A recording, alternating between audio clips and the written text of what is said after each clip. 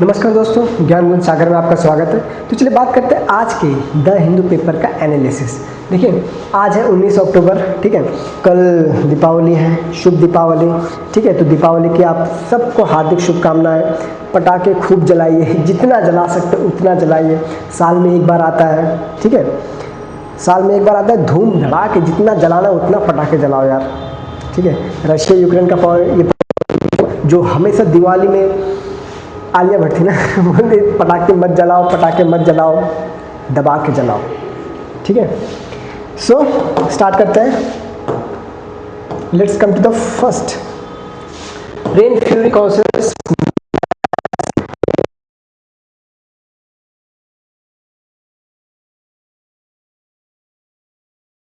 Types of dam देखेंगे, यहाँ पे डैम देखेंगे, ठीक है। क्योंकि इडुक्की में डैम है और मुल्ला पेरियार डैम, थोड़ा इनका इतिहास समझेंगे, ठीक है। कि 999 साल के लीज पे दिया गया था, ठीक है। उसके बारे में गोरखा इश्यूज के बारे में देखेंगे। देखिए, अभी फिलहाल दार्जिलिंग में जो गोरखा का ये चल रहा था, तो ममता बनर्जी ने अपोज किया है। तो न्यूज़ भी देखेंगे। न्यूज़ उतना आर्टिकल नहीं है, मतलब न्यूज़ उतना इंपॉर्टेंट नहीं, लेकिन गोरखा के बारे में पूरा जानेंगे कि अपने इंडियन आर्मी में जो गोरखा रेजिमेंट्स हैं, ठीक है, उनके बारे में जानेंगे। गोरखा का हिस्ट्री जानेंगे, गोरखा का ये किंगडम जानेंगे, Gorkha kingdom.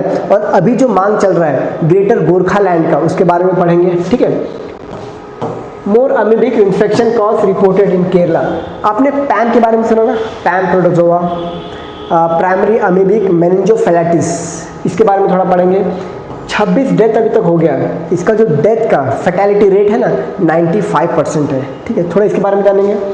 गुदलूर violet revive Kurinji, थोड़ा नील कुरिंजी और की कुरिंजी के बारे में जानेंगे, ठीक है। यहाँ पे एक ट्राइब होता है जो नील कुरिंजी से अपना उम्र कैलकुलेट करता है, पालियान ट्राइब्स, ठीक है। थोड़ा उसके बारे में जानेंगे। 57 Nations vote for delaying framework of carbon shipping, थोड़ा इसके बारे में जानेंगे। यूएस क्या करना चाहता है, यूएस का यहाँ पे क्या हाथ है। What are the new PF withdrawal guidelines, थोड़ा इसके बारे में देखेंगे। Why do elephants faces jumbo challenge, इसके बारे में जानेंगे, ठीक है।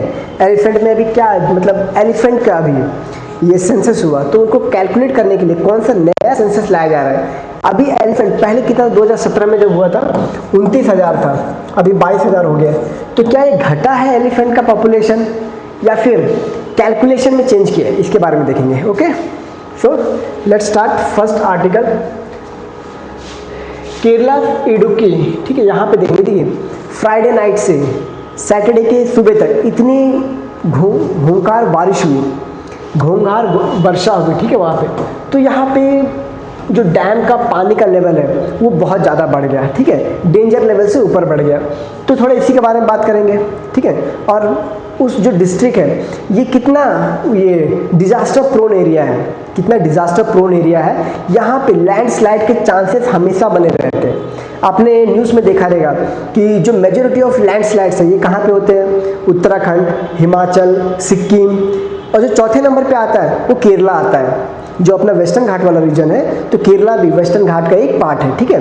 तो वहाँ पे बहुत ज़्यादा लैंडस्लाइड के केसेस आते हैं। तो उस एरिया के सॉइल के बारे में जानते हैं। ये देखिए, सबसे पहले देखिए, ये है इडुक्की डिस्ट्रिक्ट, ये है इडुक्की डिस्ट्रिक्ट, ओके। अब यहाँ पे बहुत घूंघार वर्षा हुई है, बहुत तेज़ बारिश हुआ है यहाँ पे, ओके। तो इस कारण थोड़ा इसका मुल्ला पेरियार और इडुक्की डैम के बारे में जान लेते हैं, ओके।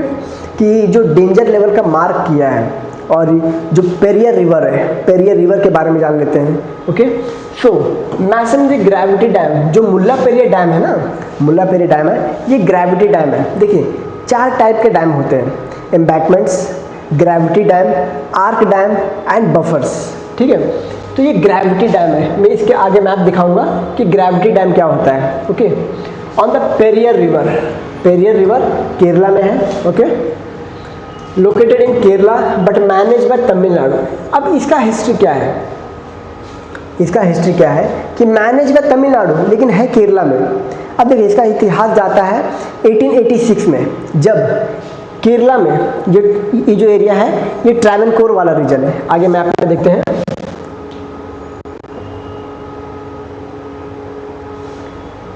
ये ट्रावनकोर वाला रीजन है। तो महाराजा ऑफ ट्रैवनकोर ने 1886 में ये जो मुल्लापेरिया डैम है ये ब्रिटिश को दे दिया था, ताकि वो वहाँ पे डैम बना के, हालांकि डैम नहीं था, वो एरिया दे दिया था ब्रिटिशर्स को, ठीक है। क्योंकि उस समय आप जानते हो 1886 में ब्रिटिशर्स का राज चलता था, ठीक है। इंडिया में ब्रिटिशर्स का कंट्रोल था। तो और ये ट्रैवनकोर के जो महाराजा थे उसको एक प्रिंसली स्टेट, ये एक प्रिंसली स्टेट था, ठीक है। ये प्रिंसली स्टेट ये महाराजा ट्रैवनकोर ने ब्रिटिश को दे दिया 999 साल के लीज पे, 999 साल के लीज पे, ठीक है, ताकि वो उस पर डैम बना सकें। डैम बनाने के बाद वहाँ पे एनर्जी जनरेशन हो सके, वहाँ का जो पानी है ये एग्रीकल्चर के लिए इरिगेशन प्रोसेस से यूज़ हो सके, ठीक है। अब जब भारत को इंडिपेंडेंस मिलता है 1947 में, उसके बाद 1967 में ये जो एग्रीमेंट होता है इसको रिन्यू किया जाता है। रिन्यू किसके बीच में किया जाता है? जो अपने तमिलनाडु और केरला के बीच में रिन्यू किया जाता है, ठीक है। तो अभी वही चल रहा है। केरला बार बार बोलता है कि जो डैम है इसका कंस्ट्रक्शन आप करो, ये वल्नरेबल है, टूटने के कगार पे है। अगर ये टूट गया तो हमारा इडुक्की डिस्ट्रिक्ट यहाँ पे है इडुक्की डैम, तो बोलते हैं अगर ये टूट गया तो हमारा जो इडुक्की डिस्ट्रिक्ट है ये बाढ़ में बह जाएगा, ठीक है। आप अगर इसका मैप देखोगे तो ये है मुल्लापेरिया डैम, ये है मुल्लापेरिया डैम, ये बहुत डैमेज हुआ है, ठीक है। ये बहुत ज़्यादा डैमेज, आप सोच रहे हो 200 साल होने को चला है इसका, 1960, हाँ 150 2067 आएगा, 2067 तक टोटल 200 साल हो जाएगा। तो समथिंग अराउंड 150 साल हो चुके हैं इसके, तो इसका डैमेज हो चुका है। तो केरला बोलता है बार बार कि भाई आप इसको ठीक क्यों नहीं करवाते, आप इसको ठीक करवाओ, नहीं तो हमारा जो ये है, ये देखिए ये इडुक्की डिस्ट्रिक्ट हमारा डूब जाएगा, ऐसा केरला बोल रहा है, ओके। तो ये है केरला में इडुक्की डिस्ट्रिक्ट, यहीं पे वल्नरेबल है। अब थोड़ा जियोलॉजिकल एनवायरनमेंट जानते हैं कि क्यों जो इडुक्की डिस्ट्रिक्ट है जो वेस्टर्न घाट वाले रीजन में आता है, ये वल्नरेबल लैंडस्लाइड के लिए। यहाँ का सॉइल स्ट्रक्चर भी देखते हैं, ठीक है। Terrain characteristic, Idukki high range lie in the Western Ghat. Western Ghat तो आपको पता ही है, ठीक है, वेस्टर्न घाट आपको पता ही है। ये देखिए कहाँ पे हुआ है, मुन्नार में वेस्टर्न घाट।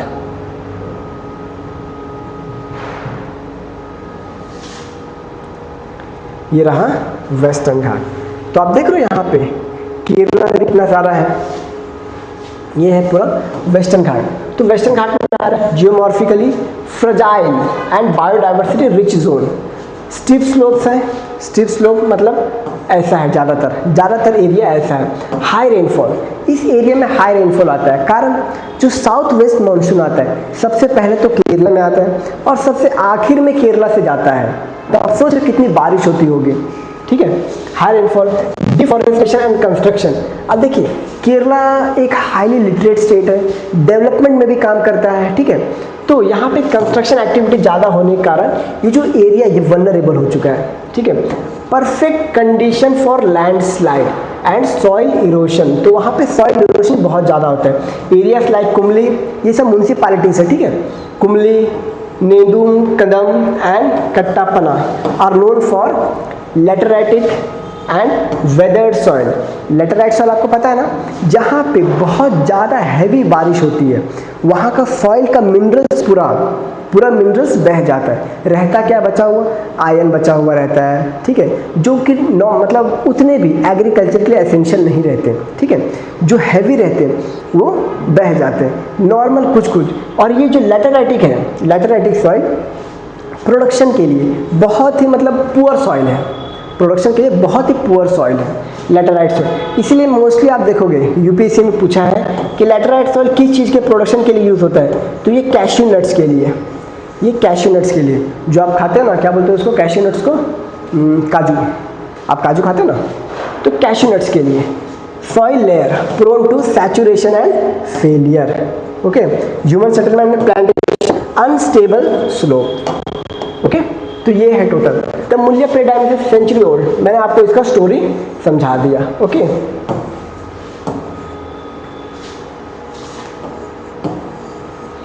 केरला बोलता है आप वाटर लेवल लो करके रखो। केरला क्या बोलता है तमिलनाडु से कि आप वाटर लेवल लो करके रखो, कुछ है नहीं, हमने जांच किया हुआ है, ऐसा कुछ नहीं है, ठीक है। Tamil Nadu argues it is structurally safe, Tamil Nadu बोलता है भाई स्ट्रक्चरली सेफ है। आप ध्यान दो, अगर बाई चांस टूट गया तो खर्चा किसका आएगा? तमिलनाडु गवर्नमेंट तो खर्चा नहीं करेगी कि नहीं मैं दे देता हूँ खर्चा, जो आपका नुकसान हुआ तमिलनाडु गवर्नमेंट तो नहीं देगा डेफिनेटली। और जब जान चली जाएगी किसी की उस बाढ़ में तो तमिलनाडु क्या भर देगा? नहीं देगा। चेक करने में क्या जाता है तमिलनाडु को, है कि नहीं? चेक करने में क्या जाता है तमिलनाडु को? चेक करें और डैम को रिन्यू करें। तो ये है मुल्लापेरिया डैम। अब मैंने आपको क्या बोला था, हम टाइप्स ऑफ डैम के बारे में बात करेंगे। ये है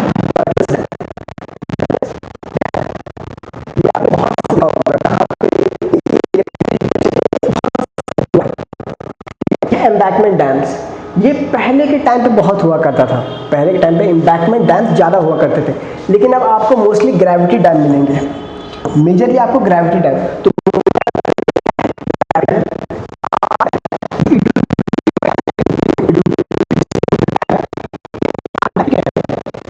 देख रहे हो ऐसा गया है, ये ऐसा गया है, ये होता है arch dam. Okay, so now let's come to the next article, Gorkha. हम गोरखा के बारे में जानते हैं कि गोरखा कितनी इंपॉर्टेंस है। गोरखा लैंड की डिमांड कर रहे हैं गोरखास, ठीक है। गोरखास अपने इंडियन आर्मी में कैसे काम करते हैं, ठीक है, वो कितने वेल डिसिप्लिन है। गोरखास वेल डिसिप्लिन, देखिए इसका इतिहास जाता है 1816 में, 1816 में इसका इतिहास जाता है, जब ब्रिटिश का और हुआ था, ठीक है, ट्रीटी ऑफ, कौन सा ट्रीटी साइन हुआ था? ट्रीटी ऑफ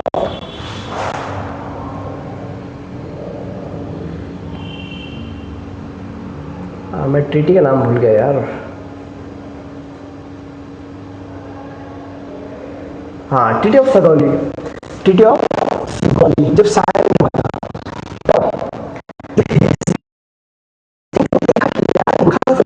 ज़्यादा मतलब ब्रेव है, बहुत ही ज़्यादा ब्रेव आर्मी है। तो उस समय से गोरखास रेजिमेंट को भी ब्रिटिश इंडिया में उसको एम्प्लॉय करने लगे, ठीक है, उनकी ब्रेवरी देख के, ठीक है। नेक्स्ट 1947 में जब इंडिया को इंडिपेंडेंस मिलती है, तब भी ये नेपाली गवर्नमेंट के साथ साइन होती है एग्रीमेंट, ठीक है। तो वहाँ पे भी गोरखा रेजिमेंट को इंडियन आर्मी में इंक्लूड करने की बात होती है, और अभी अपने इंडियन आर्मी में गोरखास रेजिमेंट भी काम करते हैं, ठीक है। और पाकिस्तान, चाइना भी है ना, चाइना भी गोरखा से बहुत इन्फ्लुएंस है, वो भी चाहता है गोरखा उनके पास भी रहे, ठीक है। तो चलिए थोड़ा बात करते हैं। Ministry of home affairs appointed Pankaj Kumar Singh. देखिए ये पॉलिटिकल न्यूज़ है, इस पर हमें ज़्यादा ध्यान नहीं देना, ठीक है, तो इसको कट कीजिए, लेकिन इशू समझ लीजिए, इशू क्या है। देखिए पंकज कुमार सिंह एक रिटायर्ड IPS ऑफिसर है। इनको सेंटर ने, मिनिस्ट्री ऑफ होम अफेयर्स ने दार्जिलिंग वाले एरिया में, जो कि ग्रेटर जो गोरखालैंड है, गोरखालैंड ये ऑटोनोमस बॉडी है, ठीक है, ऑटोनोमस काउंसिल, सेमी ऑटोनोमस है, ओके, सेमी ऑटोनोमस। तो वहाँ पे अपॉइंट किए कि वहाँ पे देखो प्रॉब्लम क्या है, थोड़ा वहाँ पे प्रॉब्लम जाके तो ममता बनर्जी बोलती है कि आपने ऐसे कैसे भेज दिया, आपने हमसे पूछा। भाई वो सेमी ऑटोनोमस है, सेमी ऑटोनोमस। ऑटोनोमस डिस्ट्रिक्ट आपने सुना है, जो कि 6 शेड्यूल के अंदर आता है, ये सेमी ऑटोनोमस है। यहाँ पे गवर्नर डायरेक्ट प्रेसिडेंट से कंसल्ट करता है, CM से नहीं, ठीक है, प्रेसिडेंट से कंसल्ट करता है कि इस ऑटोनोमस डिस्ट्रिक्ट में ये प्रॉब्लम है, इनको कोई समझा, ठीक है। Next, Darjeeling Kalimpong reason lies in the strategically important tri junction. और ट्राई जंक्शन कौन सा है? Siliguri corridor, Siliguri corridor, chicken leg जिसको बोलते हैं, ये रहा सिलीगुड़ी कॉरिडोर, ओके। अब यहाँ पे between India and mainland north east stability here is a national security priority. क्योंकि देखिए अगर बाय चांस ये वाला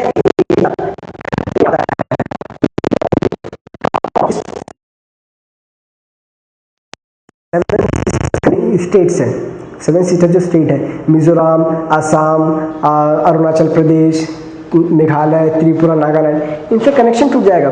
तो ये वाला एरिया जो है ना, सिलीगुड़ी कॉरिडोर, ये बहुत ही क्रूशियल पॉइंट है, स्ट्रैटेजिकली बहुत ही क्रूशियल पॉइंट है। और इसका डिस्टेंस पता है कितना है?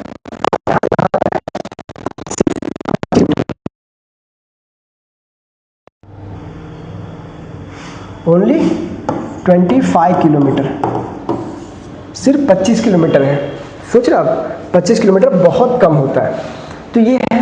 अब गोरखा रीजन के बारे में जानते हैं कि गोरखा रीजन कहाँ पे है। ठीक है, थोड़ा मैपिंग वाला सेक्शन करते हैं। तो गोरखा रीजन, कोर रीजन क्या है इनका? कोर रीजन है Darjeeling hills, Kalimpong, Kurseong and adjoining Terai Dooars region northern west Bengal. कहाँ पे? Northern west Bengal. ये है गोरखालैंड। ठीक है, नॉर्थन वेस्ट बंगाल। ओके, ये है Gorkhaland. Okay, next physiographic setting, part of eastern Himalayas. Okay, elevation range 300 meter, Terai Sandakphu, highest point of waste Bengal. Bengal का हाईएस्ट पॉइंट कौन सा है? जैसे फॉर एग्जांपल झारखंड का हाईएस्ट पॉइंट है पारसनाथ हिल, तो वेस्ट हाईएस्ट पॉइंट कौन सा है? संदकफू। ठीक है, highest point. River, Teesta river आता है, रंगीत रिवर आता है, जल ढाका आता है, लोरसा आता है। Neighbouring state and countries, neighbouring state कौन सा हो सकता है? सिक्किम है, ठीक है, नेपाल है, भूटान है कि नहीं? Sikkim, Nepal, Bhutan, Jalpaiguri plains, west Bengal. Strategic importance, close to Siliguri corridor. ये वाला एरिया हम डेफिनेटली कॉम्प्रोमाइज़ नहीं कर सकते क्योंकि ये सिलीगुड़ी कॉरिडोर है। मैंने आपको बताया अगर सिलीगुड़ी कॉरिडोर में हमारा जरा भी जो स्ट्रैटेजिक पॉइंट कट हुआ, हमारा नॉर्थ ईस्ट से पॉइंट कट हो जाएगा। ठीक है, narrow link between mainland and north east कैसा है? Temperate, hills, humid. ये जानने का मतलब इंपॉर्टेंट है, लेकिन यहाँ पे इंपॉर्टेंट नहीं, स्पेसिफिकली पढ़ोगे। ठीक है, उस पर आपको ज्योग्राफिकल कंडीशन पूरा पढ़ोगे तब जाके ये समझ आएगा। ऐसी रट्टा मारने से मतलब नहीं है। ओके, इकोनॉमी अभी मत पढ़ो यहाँ पे इकोनॉमी। ठीक है, टी इंडस्ट्री, हाँ ये पढ़ सकते हो। दार्जिलिंग में टी इंडस्ट्री बहुत फेमस है, वहाँ के टी को ये जीआई टैग मिला हुआ है। ठीक है, Darjeeling tea GI tag. Tourism, horticulture, forest, hydro power, army, recruitment, Gorkha regiments. ठीक है, गोरखा रेजिमेंट्स को हम एम्प्लॉय करते हैं। ओके, अब देखिए एथनिक ओरिजिन, जो गोरखा से उनका एथनिसिटी क्या है? मोंगोलॉइड्स, मोंगोलॉइड है ये people, Nepali origin, migrated from eastern Nepal to Darjeeling region. ठीक है, लैंग्वेज क्या है? नेपाली।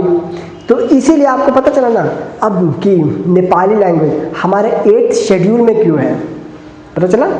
क्यों बोलते यार नेपाल तो नेपालियों का लैंग्वेज है, हमने 8th शेड्यूल में क्यों रखा हुआ है? तो इसीलिए क्योंकि ये हमारे गोरखा, ऐसा नहीं कि गोरखा पूरे के पूरे नेपाल से हैं, some Gorkhas are from India also, इसीलिए तो ग्रेटर गोरखा लैंड की डिमांड कर रहे हो। समझे? Gorkhali recognise as India 22 official language under 8th schedule. Religion mostly Hindu, Shaiva, Shakta, Vaishnava, also Buddhist and Kirati. Kirati आपको पता ही है, किराटी। ठीक है, वही अपना भगवान शिव से रिलेटेड है। Darjeeling, Kalimpong, Kurseong, Terai Dooars. Distinct identity, Indian citizens of Nepali ethnic origin, demand cultural political recognition separate from Bengalis identity. ये बोलते हैं हम लोग को बंगालीज मत बोलो, हमारा सेपरेट आइडेंटिटी है। आप हम लोग को बंगाली समझते हो, हम नेपालीज को बंगाली समझते हो। ठीक है, ठीक है। ममता बनर्जी ऑब्जेक्शन मत पढ़ो। ऑब्जेक्ट इसलिए कि ये फेडरलिज्म का हनन है यार। ये ऑटोनोमस डिस्ट्रिक्ट है, सेमी ऑटोनोमस डिस्ट्रिक्ट, जो कि गवर्नर डायरेक्ट प्रेसिडेंट से कंसल्ट करता है। ठीक है, गवर्नर डायरेक्ट प्रेसिडेंट से कंसल्ट करता है। Autonomous district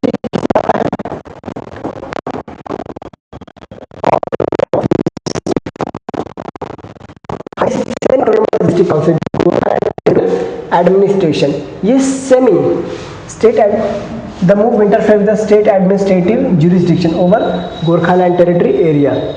She requested the PM recognize and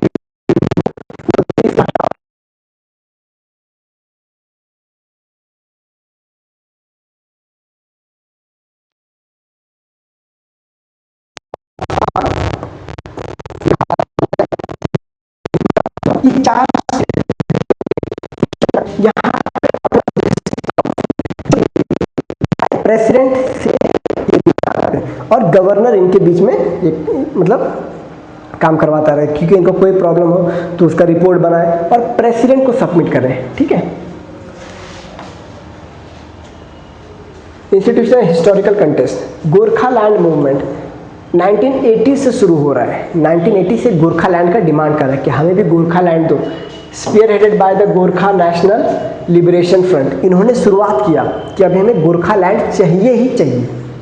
okay, under Subhash Ghising को demand a separate state of Gorkha land for Nepali speaking Indian Gorkhas carve out north and west. ये बोल रहे हैं हमें सेपरेट स्टेट चाहिए, ये नहीं कि हम बोल रहे हैं जैसे ये नागालैंड बोलते हैं कि हमें ये इंडिया से बाहर चाहिए, जो ग्रेटर ये बोडोलैंड का डिमांड है ना, तो गोरखालैंड बोलते हैं हमें दूसरा देश नहीं चाहिए, एक स्टेट हमें दे दो, हम इंडिया के अंदर ही रहेंगे, हमें एक स्टेट दे दो। जैसे झारखंड है, बिहार है, तो इनका डिमांड है हमें एक सेपरेट स्टेट दे दो। Region perceive neglect and cultural linguistic, ये बोलते हैं हमारा जो कल्चर है उसको कोई रिकॉग्नाइज ही नहीं कर रहा है, उतना इंपॉर्टेंस हमें कोई दे ही नहीं रहा है। Distinctiveness of the Gorkha population, Darjeeling hills, Terai and Dooars. ये द्वार्स आपको पता है ना, Dooars major flash point 2017 violent agitation 11 death, ये मेजर फ्लैश पॉइंट था जहाँ पे गोरखा लैंड का डिमांड और ज़्यादा उमड़ के आया, बोला कि नहीं अब तो चाहिए, अब पानी सर से ऊपर चला गया है। Okay, 2011 tripartite agreement, July, government of India, government of waste Bengal and Gorkhaland. ठीक है, formation of Gorkha land territorial administration, a semi autonomous administrative body within West Bengal to ensure self governance and cultural autonomy. Key principle, all decision relating to Gorkha land issues were to be taken in consultation with among the three parties, central, state, local representative. इनके बीच में ही सारे जो decision लिए जाएंगे, ठीक है। तो Gorkhaland territorial administrative council, इनके बीच में स्टेट सीएम के बीच में और जो यूनियन गवर्नमेंट है इनके बीच में सारे डिसीजन लिए जाएंगे, ठीक है। स्ट्रैटेजिक सेंसिटिव, ये तो मैंने बता ही दिया, Siliguri corridor, chicken neck, national security. Okay, ये है सिलीगुड़ी कॉरिडोर, ये डिस्कस हो चुका है। प्रपोज गोरखालैंड, अब देखिए गोरखालैंड का डिमांड ये किया जा रहा है कि हमें इतना रीजन चाहिए ऐसा गोरखालैंड। ये मेजॉरिटी ऑफ एरिया जो आता है ये वेस्ट बंगाल, ठीक है, वेस्ट बंगाल और थोड़ा सा आसाम का रीजन आता है, जलपाईगुड़ी ये वेस्ट बंगाल में ही है, ठीक है। अब देखिए दार्जिलिंग वाला रीजन, ठीक है, ये ऊपर से क्या आता है,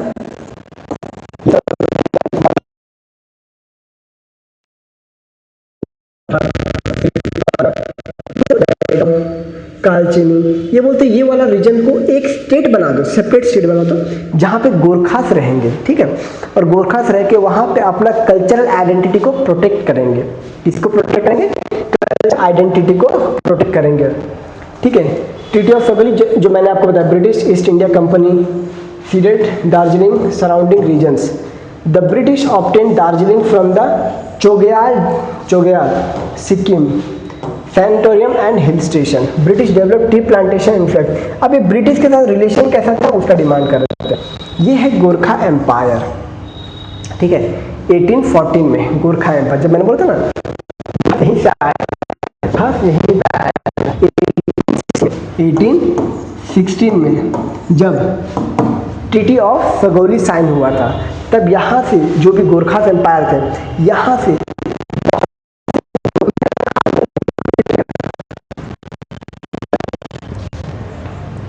गोरखा टेरिटोरियल एडमिनिस्ट्रेशन। हाँ, अब इसकी बात करते हैं। गोरखा एडमिनिस्ट्रेटिव बॉडी फॉर्म्ड कब हुआ? 2011 में अंडर ट्रिपरटाइट एग्रीमेंट, जिसमें सेंटर, वेस्ट बंगाल और गोरखालैंड के मेंबर्स थे।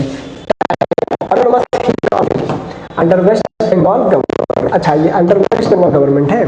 तब यहाँ पे जो 6 शेड्यूल वाला है वो क्लॉज लागू नहीं होगा, वो क्लॉज लागू नहीं होगा यहाँ पे। ओके, यहाँ पे क्या, ये वेस्ट बंगाल के गवर्नमेंट के अंडर है। ओके, हेडक्वार्टर दार्जिलिंग में है, ठीक है। Legal basis West Bengal GTA act 2011। Jurisdiction hill sub division Darjeeling, Kalimpong, Kurseong, जो मैंने आपको बताया यहाँ पे कालिम्पोंग, ठीक है, ये हमने अभी बात किया। Okay, powers administration control 59 subject education, health, tourism, agriculture. इनके पास ये पावर है कि ये क्या टूरिज्म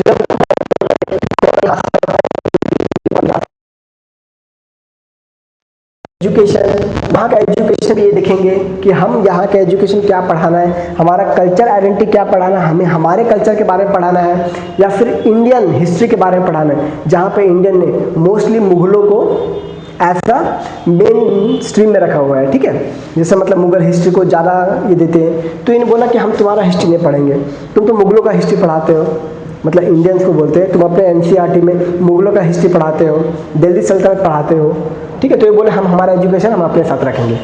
ओके, हेल्थ बोला कि हेल्थ में हम दोनों साथ में मिलकर काम करेंगे, हम ट्रेडिशनल मेडिसिन पे भी काम करते तो आपका भी इंग्लिश मेडिसिन भी लेंगे। Transport, tourism. Okay, status autonomous not legislative remains under state control. ठीक है, तो ये स्टेट कंट्रोल में है। तो ममता बनर्जी ने एक टाइम पे थोड़ा सही किया है, मतलब सेंटर को फटकार लगाया कि आप फेडरलिज्म को मानिए। ठीक है, बेसिक स्ट्रक्चर है, आप पहले हमसे कंसल्ट कीजिए, क्योंकि स्टेट गवर्नमेंट के अंडर है तो बेसिकली गवर्नमेंट को कंसल्ट करके जाना चाहिए था। Okay, similar to Bodoland territorial council, 6 schedule council. Okay, but GTA is non 6 schedule. जो मैंने आपको 6 शेड्यूल के बारे में बताया ना, 6 शेड्यूल जिसमें आसाम, मेघालय, त्रिपुरा, मिजोरम आता है, ये 6 शेड्यूल के अंडर नहीं आता। Gorkhaland territorial administrative council.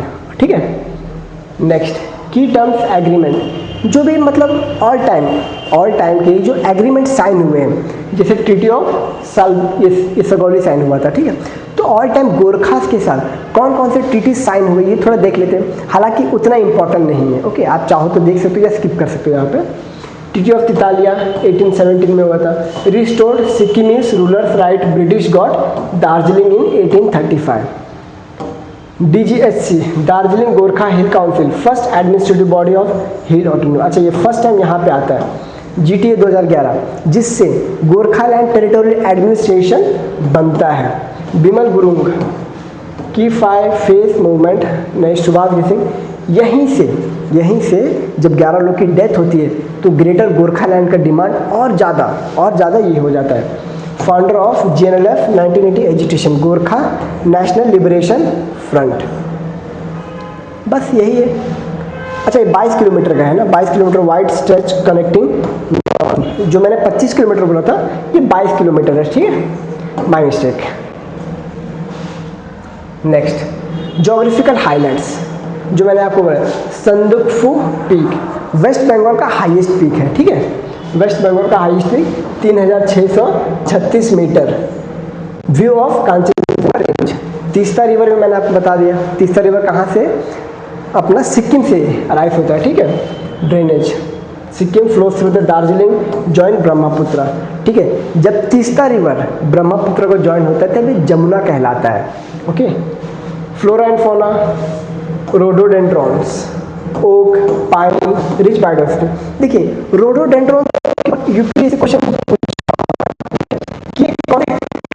ये होता है टेम्परेट में, ट्रॉपिकल में। ठीक है, तो ये flora and fauna. Sub tropical forest यहाँ पे रोडोडेंड्रॉन होता है। ठीक है, Singalila national park, Neora valley national park, ये कहाँ पे है, अपना वेस्ट बंगाल में है। Economy, Darjeeling tea 2004, tourism, world heritage, horticulture, hydro power. Transport, Darjeeling Himalaya railway connect Siliguri, Darjeeling narrow gauge. Next constitutional angle, जो अभी हमने पढ़ा, उसमें कॉन्स्टिट्यूशनल एंगल कहाँ पे आता है, स्टेट लिस्ट में। ठीक है, अभी हमने स्टेट के बारे में पढ़ा। पब्लिक ऑर्डर, जो हमने ऑर्डर्स पढ़े ना, कि कुछ ऑर्डर्स जो ये गोरखालैंड टेरिटोरियल काउंसिल जो फॉलो करती है कि एजुकेशन हम अपने अंडर रखेंगे, तो उसका स्टेट लिस्ट का एंगल आ गया। ठीक है, स्टेट लिस्ट का ये अपना किस में आता है, 7th schedule. State list, central list, concurrent list. Okay, article 244 and 6 schedule. यहाँ पे 6 शेड्यूल की बात की थी, जो मैंने आपको बोला असम, मेघालय, त्रिपुरा, मिजोरम। तो ये जो है GTA है, गोरखालैंड टेरिटोरियल एडमिनिस्ट्रेशन, ये नॉन 6 शेड्यूल में आता है। ओके, 8 शेड्यूल लैंग्वेज की बात कर रहे हैं, जो मैंने बोला ना कि नेपाली को हमने 22 इंडियन लैंग्वेज में क्यों रखा है, तो इसलिए रखा है। ठीक है, क्योंकि गोरखास जो है वो भी नेपाली बोलते हैं और अपने इंडियन लैंड में, गोरखा लैंड में रहते हैं। ठीक है, Nepali language included in 1992 71st amendment act. Cooperative federalism की बात की गई, और ये कहाँ से कनेक्ट होता है, जो ममता बनर्जी ने कहा कि आप कोऑपरेटिव फेडरलिज्म की बात करो। ठीक है, next prelims pointer, Gorkhaland demand separate state within India, not union territory, not secession. GTA administrative autonomy, not constitutional autonomy, ठीक है। दार्जिलिंग टी जीआई टैग मिला हुआ, India first agriculture GI tag, India का फर्स्ट एग्रीकल्चर जीआई टैग मिला है। Sandakphu West Bengal का highest peak. Nepali concluded 8 schedule 1992, 71st constitution amendment act, treaty of Sugauli 1816 between East India company and Nepal. First Gorkhaland demand 1907 में हुआ था। Major agitation, हाँ ये क्वेश्चन आ सकता है कि फर्स्ट गोरखालैंड का डिमांड कब हुआ, ठीक है। स्ट्रैटेजिक कॉरिडोर सिलीगुड़ी हमने डिस्कस कर लिया, ओके। ये थोड़ा मैप भी है, ये वाला मैंने तो मैप भी दिखा दिया, ओके। अब बात करते हैं अमीबिक मेनिंजो एनसेफेलाइटिस की बात कर रहे हैं। Primary meningoencephalitis, okay. Primary amoebic meningoencephalitis, PAM, और अमीबिक मेनिंजोफेलाइटिस, ये एक प्रोटोजोवन है, पैरासाइट है जो ब्रेन ईटिंग है। इसको क्या बोलते हैं? नेग्लेरिया फ्लोरेस, क्या बोलते हैं? नेग्लेरिया फ्लोरेरी, ओके। ये एक ब्रेन ईटिंग प्रोटोजो है, ठीक है, ब्रेन ईटिंग। ये दिमाग में मतलब, और इसका जो न्यूज़ क्यों फैल रहा है, ये इसका 95% फैटेलिटी रेट है, मतलब मरने का चांस 95% है। ये केरला में बहुत तेज़ी से फैल रहा है, ये केरला में बहुत तेज़ी से फैल रहा है, और अभी तक 26 लोगों ले चुका है, ओके। तो ये है rare but almost always fatal infection of brain meninges, brain lining, मतलब ब्रेन को खाने का काम करती है, ब्रेन को डैमेज करती है धीरे धीरे। मोड ऑफ एंट्री, और इसका मोड ऑफ एंट्री क्या है? जैसे आप गंदे पानी में नहा रहे हो, ठीक है, ये मोस्टली गंदे पानी में नहाने की वजह से होती है। Enter human body through nose and broken skin when contact with the contaminated water. Person to person नहीं, पर्सन टू पर्सन स्प्रेड नहीं होता है, ठीक है। नेक्स्ट स्टेज सिम्टम्स, अर्ली में ये सारे सिम्टम हो गए, headache, fever, nausea, vomiting, neck stiffening. Intermediate seizures, confusion, loss of balance, क्योंकि ये दिमाग पे असर करता है ना, ये ब्रेन ईटिंग प्रोटोजोअन्स है, ब्रेन ईटिंग। लेट, कोमा में जा सकते हो आदमी। डेथ यूजुअली विद इन 7 से 14 दिन में डेथ हो जाता है। तो देख रहे हो फैटेलिटी रेट कितना, 95%। Very few survivors world wide, बहुत कम इससे जिंदा बच पाते हैं। तो सरकार को इसके ऊपर देखना बहुत ज़रूरी है, okay. Diagnosis and treatment, cerebrospinal fluid analysis under microscope for trophozoites, PCR test to confirm Naegleria acanthamoeba DNA, MRI CT scan show inflammation brain tissue, ठीक है। MRI CT स्कैन से ब्रेन की कंडीशन पता कर देंगे कि इस प्रोटोजोअन्स ने कितना इम्पैक्ट किया है। Amphotericin B mainstay antifungal drug, amphotericin, miltefosine, azithromycin, fluconazole, rifampicin. तो ये सब कुछ ये है। अब ये उसी का मैंने पूरा समरी डाल दिया, ठीक है, समरी आप देख सकते हो कि वही 95% हेडेक, पर्सन टू पर्सन, ये सेम टू सेम वही इसका समरी है टोटल, ओके। नेक्स्ट, रेयर मास ब्लूमिंग कुरुंजी फ्लावर, ओके। ये कुरुंजी की बात कर रहा है, नील कुरुंजी की बात नहीं कर रहा है। नील कुरुंजी कितने साल में? 12 साल में आता है, ये 8 साल में आ रहा है, ठीक है। Gudalur, Nilgiri district, Tamil Nadu. Blooms once every 8 years, indicator healthy grassland ecosystem, micro climate balance. ये बता रहे हैं कि अभी जो तमिलनाडु और जो केरला का ये मुन्नार वाला रीजन है, कहाँ पे है? मुन्नार वाला रीजन। यहाँ पे बोल रहा है कि यहाँ पे हेल्थी ग्रासलैंड की वजह से ये मतलब हर 8 साल में ये उगता है, और इस बार अच्छा क्लाइमेट बताया जा रहा है, ठीक है। थोड़ा देखिए, ये फ्लावर ऐसा दिखता है, okay, that blooms once in 8 year. तो थोड़ा इसका टाइम पीरियड देख लेते हैं। हम किसकी बात कर रहे हैं? हम गडलूर कुरुंजी की बात कर रहे हैं, ठीक है। नील कुरुंजी नहीं, ये हर 12 साल में एक बार आता है, ठीक है। अबव 1300 मीटर, ठीक है, सबसे ऊपर नील कुरुंजी उगता है। कहाँ पे? मुन्नार में, मुन्नार, कोडाईकनाल, नीलगिरी हिल्स में, ठीक है। और इसका एक खासियत पता है आपको क्या? नील कुरुंजी से एक ट्राइब होता है। कौन सा ट्राइब? पालियान ट्राइब्स, ठीक है। ये अपना उम्र कैलकुलेट करते हैं, एज कैलकुलेट करते हैं कि इसका उम्र कितना हुआ। पहले देखो नील कुरुंजी कब आने वाला है। ये गडलकुरुंजी है, 8 साल में एक बार, थोड़ा सा कम हाइट में। जैसे फॉर एग्जांपल यहाँ पे नीलकुरुंजी हुआ, ठीक है, नीलकुरुंजी, तो गडलकुरुंजी यहाँ पे होता है। करीकुरुंजी ये उसका नीचे है, ठीक है, वेरिड, हर साल आता है, various species, lower elevation, okay. और उसके बाद 60 अदर स्पीशीज भी है इसके, लेकिन सबसे मेन कौन है, नीलकुरुंजी, ओके। तो बस इतना इसका इंफॉर्मेशन था। और इसका इकोलॉजिकल सिग्निफिकेंस देखते हैं, ये एंडीमिज्म है, सिर्फ और सिर्फ वेस्टर्न घाट में, found only in western Ghat. तो देख रहे हो कितना एंडीमिज्म है, ये सिर्फ और सिर्फ वेस्टर्न घाट में उगता है, ओके। ग्रासलैंड इंडिकेटर ये बताता है कि हेल्थ अच्छा है, इकोसिस्टम का हेल्थ अच्छा है, ठीक है। Patchy absent flower, mass blooming, healthy grassland की बात करता है। Pollination habitat, nectar rich flower attract honey bees, butterflies, other pollinator, promoting local biodiversity. मतलब इस सीजन में आपको हनी खाने को बहुत मिलेगा, ठीक है। Wild life attraction, post Bloom, elephant, tigers, birds frequent this area showing ecosystem Vitality, मतलब ये भी वहाँ पे ट्रैवल करते हैं, ठीक है। Soil regeneration, after blooming and dying seeds germination rejuvenates grassland, a cyclical ecological. मतलब देख लो कितना इंपॉर्टेंट है अपने एनवायरनमेंट के लिए भी, बायोडाइवर्सिटी के लिए भी ये गडलकुरुंजी कितना इंपॉर्टेंट है, okay. Next, international maritime organization. अब देखिए यहाँ पे क्या हुआ, यहाँ पे ट्रम्प के ये दबाव में आके ये बहुत लोग बोल रहे हैं कि हाँ इसको पोस्टपोन करो, इसको पोस्टपोन करो, कार्बन एमिशन का जो अपना इंटरनेशनल मैरीटाइम ऑर्गेनाइजेशन है ये भी इसको पोस्टपोन करने पे लगा हुआ है। तो इसी के बारे में थोड़ा बात करते हैं। A UN agency regulating global shipping was set to vote on a strategic plan to decarbonize global shipping. The plan include a global fuel standard. Global fuel standard को इम्प्रूव करना है, ठीक है, जिसमें सल्फर कंटेंट कम हो, ठीक है, जो कम पोल्यूशन करता हो, ऐसे फ्यूल की तरफ बढ़ना चाहते हैं। लेकिन अभी ट्रम्प बोल रहा है अभी रुको, इसको भी पोस्टपोन करो, ठीक है। Shift away from fossil fuel. अब बोलते हैं कि हमें ये इथेनॉल ब्लेंडिंग की तरफ बढ़ना चाहिए। हालांकि इथेनॉल ब्लेंडिंग की बात नहीं की है, बट मैं ये बोल रहा ना फ्यूल स्टैंडर्ड, तो उसमें इथेनॉल ब्लेंडिंग या फिर ग्रीन एनर्जी की तरफ बढ़ने की बात कर रही है, जिसमें कार्बन एमिशन कम हो, फॉसिल फ्यूल कम जले, ठीक है। A carbon pricing mechanism similar to global carbon tax, achieve net zero emission by 2050, okay.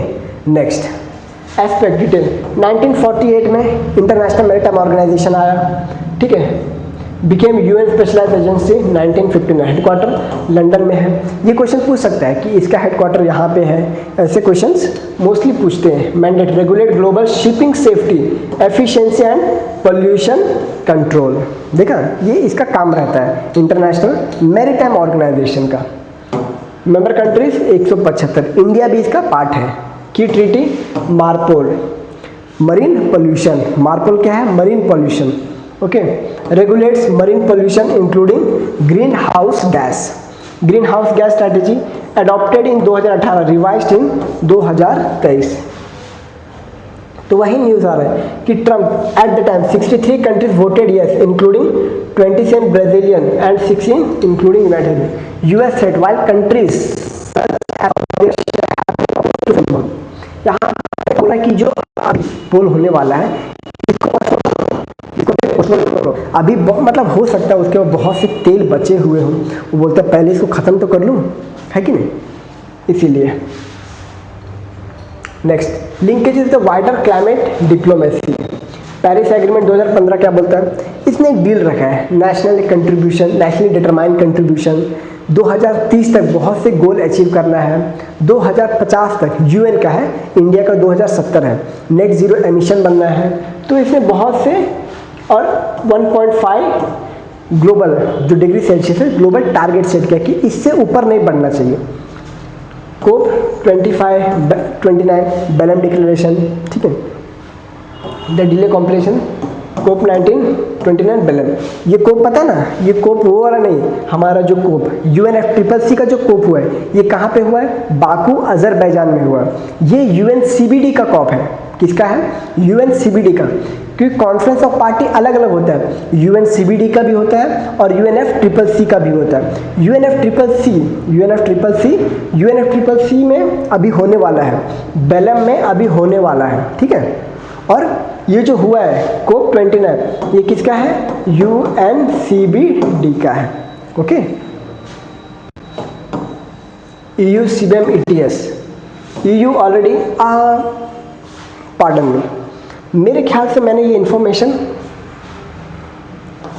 इसको इरेज करने दो, ठीक है। इसके ऊपर मैं थोड़ा सा रिसर्च करके बताऊंगा कि ये जो बेलम मैंने लिखा है ये आई थिंक बाकू ही होगा। यूएनसीबीडी का अभी तक 29 तक पहुंचा ही नहीं है कि नहीं, यूएनसीबीडी का अभी 29 तक पहुंचा ही नहीं, तो मैं इसके ऊपर सर्च करके बताऊंगा, ठीक है, नेक्स्ट वीडियो में। Developing nation chance support carbon pricing if funds equitable contributor, क्योंकि आजकल रॉन्ग इन्फॉर्मेशन दे नहीं सकते, मोबाइल है तुरंत देख लेंगे यूएनसीबीडी कब हुआ है, UN29 कब हुआ है, ठीक है, तो आजकल रॉन्ग इन्फॉर्मेशन दे नहीं सकते। ऑर्गेनाइजेशन वही IMO, UN agency, headquarter London, ये उसका सारांश है, ठीक है। Summary, emission 3% global carbon, heavy fuel, high in sulphur, मैंने बोला ना सल्फर कंटेंट को कम करना जो ज़्यादा पोल्यूशन बढ़ाता है, ठीक है। Fuel type, main decarbonisation tool, alternative fuel, ammonia, hydrogen, methanol, मैंने बोला ना इथानॉल ब्लेंडिंग करेंगे हम, ठीक है, ethanol blending, efficiency standard, carbon levy, green house gas strategy target 40% carbon intensity 2030, net zero by 2050।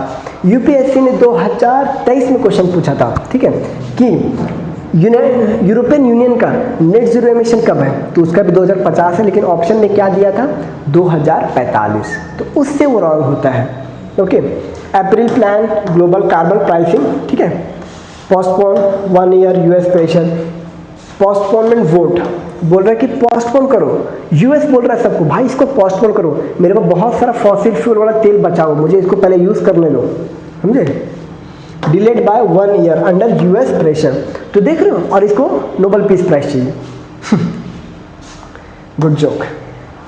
Impact shipping cost, export and climate commitment. Next इसका सांस बता देता हूँ, इसको डिटेल में नहीं बता रहा है। कैनिस लुपुस, इसको ऐसा फर्स्ट जनरेशन, मतलब दुनिया में सबसे पहला उल्फ लाने का बात किया जा रहा है कि ये है दुनिया का सबसे पहला उल्फ। ये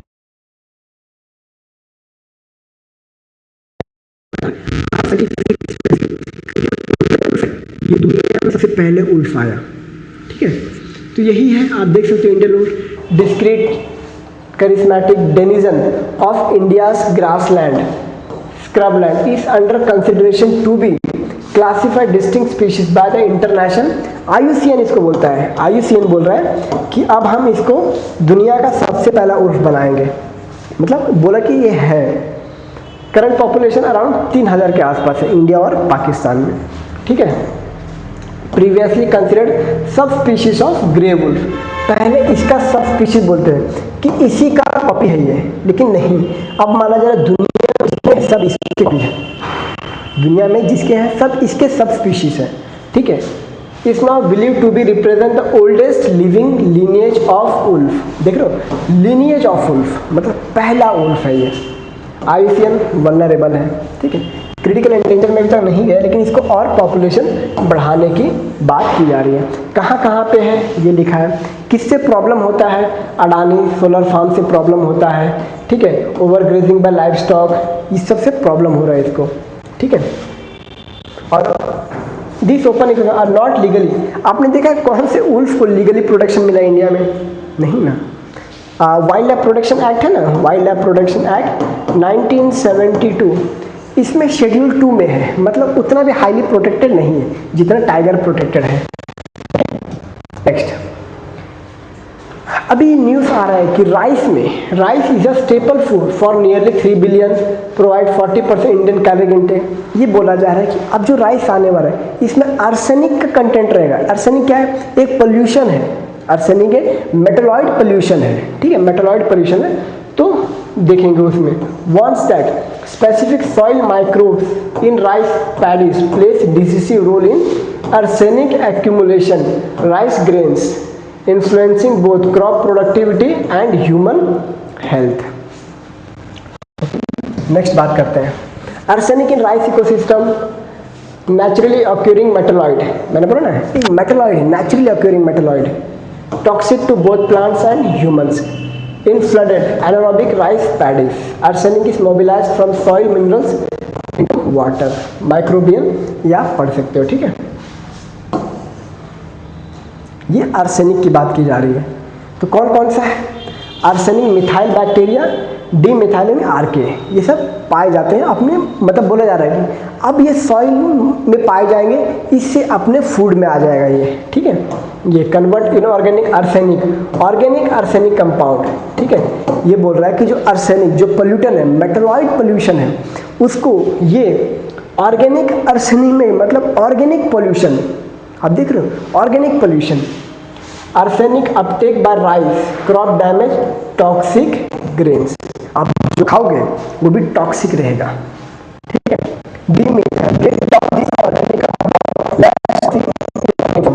आर्सेनिक डाउन होगा, bioavailability, safer rice, healthier soil, तो ये अच्छा है, ठीक है। सो नेक्स्ट देखते हैं ऑब्जर्वेशन। अब किसने फाइंडिंग्स किया है ये बताया जा रहा है, ठीक है। तो आप ये देख सकते हो, ठीक है, स्क्रीनशॉट ले सकते हो। हालांकि इसमें प्रीलिम इंपॉर्टेंट कुछ है नहीं, ये जो आर्टिकल में लिखा था मैंने उसी का कॉपी पेस्ट किया हुआ है, आर्टिकल में जो आया था उसी का जो फाइंडिंग्स है मैंने उसी को दिया हुआ, तो ये पढ़ना उतना इंपॉर्टेंट नहीं है, ठीक है।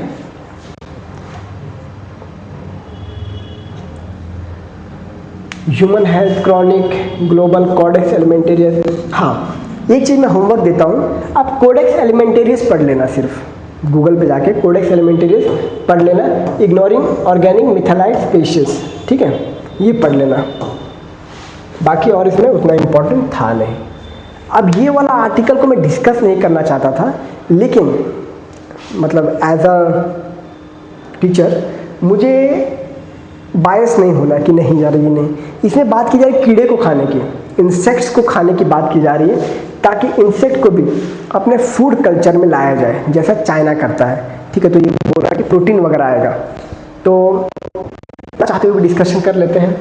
हालांकि मैं प्योर वेजिटेरियन हूँ, not pure but vegetarian, pure आजकल को है ही नहीं। चलते चलते गाड़ी में बाइक चलाते चलाते भी कुछ ना कुछ कीड़ा अंदर आ जाता है, ठीक है, मच्छर आ जाते हैं, तो प्योर नहीं बट वेजिटेरियन हूँ, ठीक है। The article explores emerging concept of entomophagy. ये होता है कि जो इंसेक्ट्स है उसमें प्रोटीन्स वगैरह है, मनुष्य के उसको भी इनटेक करना चाहिए, ठीक है। The practice of eating insect to their larvae and its relevance in the era of climate change. ये बोल रहे हैं कि अब क्लाइमेट चेंज का आ रहा है, अब क्या हो रहा है, जो आप अगर पालक की सब्जी भी खा रहे हो तो इसमें, इसके पहले वाला आर्टिकल में हमने क्या डिस्कस किया, arsenic in the soil, arsenic in the crop, rice crop, ये यहाँ डिस्कस किया ना। अब ये बोल रहा है कि देखिए आर्सेनिक मतलब जो आप खा रहे हो, वेजिटेरियन खा रहे हो, उसमें भी पोल्यूशन है, मतलब इंसान करे तो क्या करे, है ना, इंसान करे तो क्या करे। तो क्लाइमेट चेंज, पॉपुलेशन ग्रोथ, आबादी बढ़ रही है, खाने की कमी हो रही है, तो अब इंसान को कीड़ा खाना शुरू करना चाहिए। ये लिखा हुआ, मैं नहीं बोल रहा हूँ, ठीक है, मैं वेजिटेरियन हूँ, पहले बता देता हूँ। फूड इनसिक्योरिटी बढ़ रही है, ठीक है। ग्लोबल हंगर इंडेक्स में इंडिया का भी रैंक बहुत नीचे है, तो बोला जा रहा है कि अब कीड़ा खाना शुरू करना पड़ेगा। ये आर्टिकल में बोल रहा, मैं नहीं बोल रहा, मैं बार बार कोट कर रहा हूँ, मैं नहीं बोल रहा हूँ। Insects are vital to ecosystem, pollinators, decomposers, natural pest controllers, ठीक है, natural pest controller. Beyond ecological role they offer nutritional rich environmentally sustainable food source, मतलब बोलता है कि इसमें बहुत न्यूट्रिशन है, ये खाओ, okay. While 1/4 of the global population already consumes insects, China. Social stigma and neophobia, fear of new food, definitely यार मुझे फियर ऑफ न्यू फूड है, मैं नहीं खा सकता insect, okay, prevent wider acceptance elsewhere. The article highlights India's indigenous entomophagy. यहाँ पे हम इंडिया में भी कहीं कहीं पे इंसेक्ट्स खाते हैं। एग्जाम्पल, आपने काय चटनी के बारे में सुना होगा। किसके बारे में सुना होगा? आगे मैं बताऊंगा काय चटनी, ठीक है। इसमें उड़ीसा के लोग, इसमें उड़ीसा में जो एंट रहते ना, एंट को क्या बोलते हो, चींटी, लाल चींटी को चटनी बना के खाते हैं, ठीक है। मैं किसी को ये नहीं बोल रहा हूँ, हालांकि खाओ, सबका फूड प्रेफरेंस है, लेकिन मैं नहीं खाता ना, इसलिए, लेकिन पढ़ाना पड़ रहा है। Insect farming, global acceptance trends, pathway towards sustainable. अगर किसी की भी फूड हैबिट को छेद पहुंचा तो आई एम सो सॉरी, किसी की भी फूड हैबिट को अगर खेद पहुंचा तो मैं दिल से सॉरी कहता हूँ, लेकिन मैं नहीं खा सकता ये। Global insect consumer 2 billion people, mostly Chinese, सांप भी खाते हैं वो लोग। Major region Africa, Latin America, South East Asia. Common edible insect crickets आपको पता है ना, क्या बोलते हैं, जो बहुत तेज छलांग, जो ग्रास हॉपर का ही एक ये है, ग्रास हॉपर है ना, उसी का एक ये है। बीटल, ग्रास हॉपर, एंट का ही काय चटनी बनता है, ओके।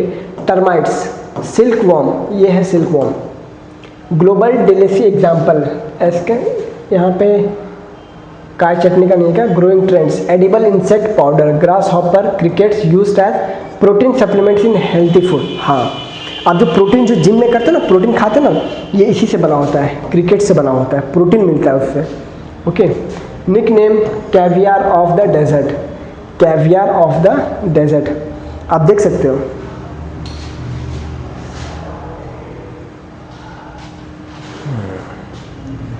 मैं फिर से सबसे सॉरी बोल रहा हूँ, ठीक है, जो लोग खाते होंगे। Insects can help achieve sustainable food production, reduce ecological footprints, high feed conversion efficiency, insect need far less feed. Nutrition, यहाँ पे बोला protein 40%, okay. High quality complete amino acid, okay. Fat, rich in unsaturated fatty acid. Minerals, iron, potassium, zinc, magnesium, address micronutrient deficiency. Other, chitin promotes gut health, chitin promote gut health. यहाँ पे उड़ीसा है, ये रहा उड़ीसा। काय चटनी कहाँ पे, ये रहा काय चटनी, इसको जीआई टैग मिला हुआ है। क्या मिला हुआ है इसको? GI tag. कहाँ पे? मयूरभंज डिस्ट्रिक्ट है एक उड़ीसा में, ठीक है, मयूरभंज में मिला हुआ है।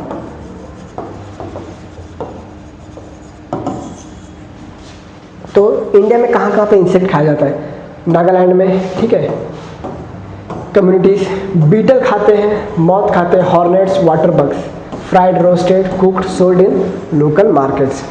उड़ीसा में संथाल, जोआंग, अदर ट्राइब्स ये भी खाते हैं। Termites and bee consumed for nutrition. Western Ghat में कौन सा ट्राइब है? केरला और महाराष्ट्र में एंट और लार्वे, ओके, एंट और लार्वे, मेडिसिनल एंड कलिनरी। तमिलनाडु में ट्राइबल ग्रुप वीवर एंट को खाते हैं, roasted and ground into spice soup, respiratory digestive element. Next, अब यहाँ पे ईपीएफओ का बात चल रहा है, ठीक है, ईपीएफओ का और पेंशन्स का बात चल रहा है। थोड़ा इसको समरी में और डिटेल में थोड़ा पढ़ लेते क्या है, ठीक है। Central board of trustee, the top decision making body of employees provident fund of organisation EPFO held its meeting October 25, okay. Approved major changes in rules for partial withdrawal. मतलब इन शॉर्ट, अगर आपका ये PF है, ठीक है, pension से आपका provident fund जमा हो रहा है, उससे आप पार्शियली निकाल सकते हो। मतलब अगर कोई इन केस प्रॉब्लम चल रहा है या इलाज करवाना हो तो पार्शियली पैसे निकाल सकते हो। ऐसा होता है कि आपको रिटायरमेंट के बाद मिलेगा, तो आपको बीच में भी मिलने के चांस है, ठीक है। EPFO and CBT, central board trustee. EPFO manage retirement saving over 6 crore subscriber under employees provident fund, ठीक है। सीबीटी क्या बोलता है इसमें? Chaired by union labour ministry. अब ये इसका बताया कि गवर्नमेंट कौन कौन से इंक्लूड होते हैं। ईपीएफओ में द लार्जेस्ट सोशल, मतलब इसका ये है कि पार्शली विड्रॉ कर सकते हो। ये अब न्यू क्लॉज आ चुका है, ये अब न्यू क्लॉज आ चुका है। इसमें सिंप्लीफाइड रूल्स क्या है? Simplified rules 13 separate and complex previous existed for different type of partial withdrawal.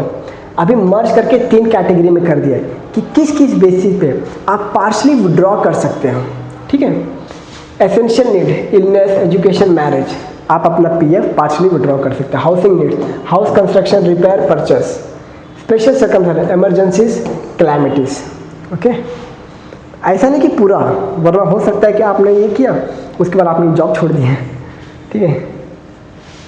Withdrawal from employees contribution allowed, member could withdraw only their own employees contribution interest, 50 से 100% के बीच में, मतलब 50% आप विड्रॉ कर सकते हो, मतलब जितना आपने ये किया हो। जैसे हर साल पीएफ करते हैं 2%, तो अभी तक जैसे आपने 30 साल काम किया तो 30 साल में आपका 2% का जो सैलरी हो कितना जमा हुआ उसका पार्शली भी कर सकते हो, ठीक है। ऐसा नहीं कि एट द एंड मुझे इतना मिलने वाला है उतने का हाफ, नहीं, जितना आपने जमा किया उतने का हाफ, ठीक है। Member can also withdraw from this employer's share of the PF, employer से मतलब सरकार ने भी जो भी दिया है। New rule, 25% total contribution must remain as a minimum balance, उतना रहना ही चाहिए उसमें in the account at all the time, purpose ensure continued corpus growth and social security question, मतलब ये नहीं कि आपने जॉब किया छोड़ के भाग दिया, ठीक है। ये है इसका। अब नेक्स्ट ये वाला आर्टिकल ऑफ द डे है, ओके। तो इसमें बात करें कि wildlife institution of India ने एक रिपोर्ट निकाला। कौन सा रिपोर्ट निकाला? Status of elephants in India, October. अब इसने एक नया रूल, नया स्टडी करने का तरीका बताया कि हम जो एलिफेंट्स हैं इनका पॉपुलेशन को इस प्रकार अगर स्टडी करेंगे तो अच्छा से, मतलब अच्छे रिजल्ट आएंगे, ठीक है, एक्यूरेट रिजल्ट आएंगे, ओके। तो यहाँ पे बात की जाए DNA based explicitly method, previously estimated put the population, जो 2017 में हुआ था उसने पॉपुलेशन बताया था 29,964, मतलब 30,000 पकड़ लीजिए, ठीक है, 30,000। तो अब ये बोलते हैं कि देखिए अभी नया ये अपना जो रिसर्च का बेस आया, क्या डीएनए बेस्ड अभी आया। डीएनए बेस्ड में अब जो काउ डंग, मतलब जो डंग रहेगा, एलिफेंट डंग, गोबर रहेगा एलिफेंट, उससे पता लगा कि ये इसी का है एक। नहीं तो पहले क्या होता था 1 2 3, यहाँ पे 10 है, यहाँ पे 10 है, यहाँ पे 10 है, ओके। 10 20 30 कैलकुलेट किए। अब पहले यहाँ पे 10 कैलकुलेट हो गया, ठीक है। अब एलिफेंट क्या तो घूमते रहते हैं, 4 यहाँ पे आ गए, कितना हुए 14 हो गए, ठीक है। यहाँ से 6 चले गए, यहाँ पे 10 पहले थे, 6 यहाँ से आ गए, 16 हुआ। टोटल कितना हुआ? ये 30 और 10 40 हो गया, जबकि एक्चुअल पॉपुलेशन कितना है? एक्चुअल पॉपुलेशन 30 है। तो अब क्या किया, डीएनए बेस्ड प्रीवियस एस्टिमेट, ठीक है, the study serve baseline for future elephant population monitoring.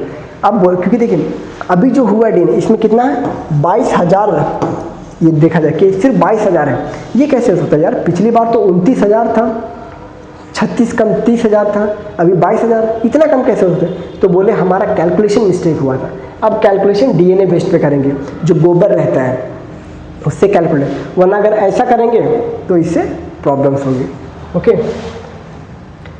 So new methodology was adopted, early counts, direct visual count, पहले डायरेक्ट विजुअल काउंट में देखा लिख दिया, इतने हैं यहाँ पे। Post project elephant 1990 onward, mixed methods, total count, total कितने हैं देखा, टोटल 700 है। ट्रांसपोर्ट काउंट, ये ट्रांसिट काउंट, कितने यहाँ से यहाँ पे आए, ठीक है। डंग काउंट भी देख रहे थे कि किसका गोबर क्या है, पहले भी देखते थे, ठीक है।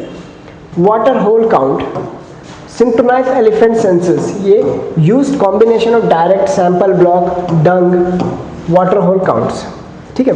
इशू क्या आता था इसमें, method varied across site, difficult to compare trends rationally, indirect count, dung, water holes had accuracy limitation, उसमें एक्यूरेसी बहुत कम था। Population monitoring lacked standardise in the space and time. अब देखिए synchronise all India elephant estimation, ये अभी हुआ है 2025 में, 2011 से 2025 में कैलकुलेट किया गया।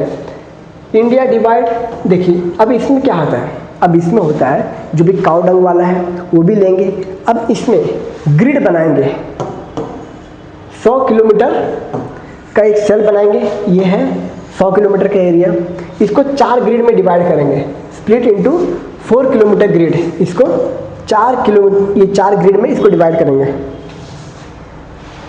अब इसमें देखेंगे extensive field survey, kilometre covered foot, trials, transient, वो सब देखेंगे, काउ डंग वाला भी देखेंगे, एलिफेंट डंग सैंपल कलेक्टेड, ठीक है। अब ये भी चेक करेंगे, मोस्टली इस पे ज़्यादा रिलायबल है। Carnivore, mega, herbivore, sign, ungulate, abundance, vegetation, human disturbance, dung count, ये भी काउंट किया जाएगा। Habitat assessment, vegetation cover, forest patch size, human footprint, ये सब भी काउंट होगा। तो ये एक synchronise all India elephant estimate हो गया, ठीक है। डीएनए बेस्ड डंग एनालिसिस होगा, ठीक है। अब डीएनए की क्या, ये इसी का है, ठीक है। First time use to improve individual identification and ये। अब ये यूपीएससी क्वेश्चन 2020 में पूछा गया था कि एलिफेंट का जेस्टेशन पीरियड कितना होता है। जैसे कि ह्यूमन में कितना, 9 महीने बच्चे ये मदर्स के ओम में रहते हैं, ठीक है। तो एलिफेंट में कितने रहते हैं, एलिफेंट में 22 महीने रहते हैं, ठीक है। ये था पहला क्वेश्चन। दूसरा क्वेश्चन था कि एलिफेंट के ग्रुप को फीमेल लीड करती है, डेफिनेटली फीमेल लीड करती है, ठीक है। तो ये सब क्वेश्चन था। तो वेस्टर्न मतलब ये पूछा गया है इनका डिस्ट्रीब्यूशन, तो वेस्टर्न घाट में कितना है, कर्नाटका, केरला, तमिलनाडु। और क्वेश्चन ये था कि सबसे ज़्यादा पॉपुलेशन कहाँ पे है, केरला में, लेकिन सबसे ज़्यादा पॉपुलेशन केरला में नहीं, कर्नाटका में है। सेकंड कहाँ पे है, सेकंड है अपना असम में। थर्ड कहाँ पे, थर्ड है केरला में, ओके। सबसे ज़्यादा पॉपुलेशन यहीं पे है, western 53%। North eastern hills Brahmaputra, Sikkim north 22% यहीं पे है। Shivalik and gangetic hill, Uttarakhand, Bihar 9%। Central India and eastern, यहाँ पे इतने, आंध्र प्रदेश, महाराष्ट्र, तेलंगाना, उड़ीसा, वेस्ट बंगाल 8% है। अब ये human animal conflict, Nagarhole, Bandipur, ये सब एलिफेंट रिजर्व है, ठीक है।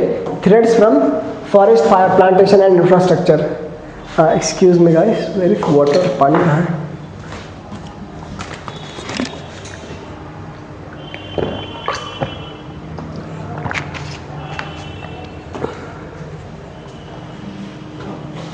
सो Andhra Pradesh, colonisation elephant from neighbouring state, ये देख सकते हो। कॉन्फ्लिक्ट देख सकते हो, ये वार इसको क्रॉस करते हुए, ठीक है। तो आप ये देख सकते हो, tiger killed 125 humans between this, death of 329 tiger due to poaching, natural unnatural causes. Elephant killed 15,000 humans in 3 years। 1500 elephant ने, हाथी ने 1500 ह्यूमन मार दिया। तो ये सब मेंस में लिखने के लिए काफ़ी है, यूपीएससी में प्रीलिम्स में नहीं पूछेगा कि हाथी ने कितनों को मारा, ठीक है। तो ये सब कुछ है, आप देख सकते हो। Methodology, DNA based dung analysis, ठीक है। 100 kilometre cell, 4 kilometre grid, 3 phase survey, population इतना है, ठीक है। स्ट्रॉन्ग होल्ड वेस्टर्न घाट में सबसे ज़्यादा, ठीक है। थ्रेड्स, हैबिटेट फ्रेगमेंटेशन, प्लांटेशन, ये मैंने जो भी पढ़ाया उसका समरी है। Threads, conflict, rising human animal conflict,